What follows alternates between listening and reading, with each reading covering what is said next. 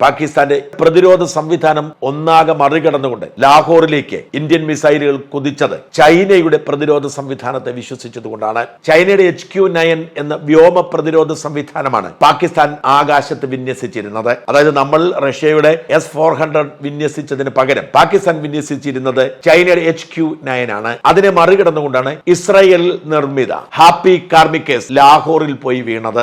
ഈ ഹാർപ്പി ഒരു സൂയിസൈഡ് ആയുധമാണ്. എതിലെയും നുഴഞ്ഞു ലക്ഷ്യം കണ്ട് മരിക്കുന്ന ഒരായുധം. ഈ മിസൈൽ വർഷവും ഡ്രോൺ വർഷവും പാകിസ്ഥാനിൽ ഉണ്ടാക്കിയ ഭീതി ചില്ലറയല്ല. എല്ലാ പ്രതിരോധ സംവിധാനങ്ങളെയും മറികടന്ന് പാകിസ്ഥാന്റെ ഏതു ദേശത്തും പോയി വീഴാനുള്ള കെൽപ്പ് ഇന്ത്യൻ ആയുധങ്ങൾക്കുണ്ടെന്ന് ആദ്യ ദിവസം തന്നെ തെളിയിച്ചു. ബോധപൂർവമാണ് പാക് ഭീകര കേന്ദ്രങ്ങളിൽ ആക്രമിച്ച് ഇന്ത്യ പിന്മാറിയത്. പാക് ജനതയുടെ മുമ്പിൽ പിടിച്ചു നിൽക്കാൻ നിവൃത്തിയില്ലാതെ ഷഹബ് ഷെരീഫ് പാക് ആർമിയെ പ്രകോപിപ്പിച്ച് ഇറക്കിവിട്ട് മിസൈൽ വർഷം നടത്തുകയായിരുന്നു. ഒരു മിസൈലും ഇന്ത്യയിൽ വീണില്ല എന്ന് മാത്രമല്ല, പാകിസ്ഥാൻ ഇപ്പോൾ നെട്ടോട്ടത്തിലാണ്. എവിടെയൊക്കെ മിസൈലുകൾ വർഷിക്കുന്നു, എത്ര പേർ കൊല്ലപ്പെടുന്നു എന്നൊന്നും ഒരു കണക്കും ഇപ്പോഴും വ്യക്തമല്ല.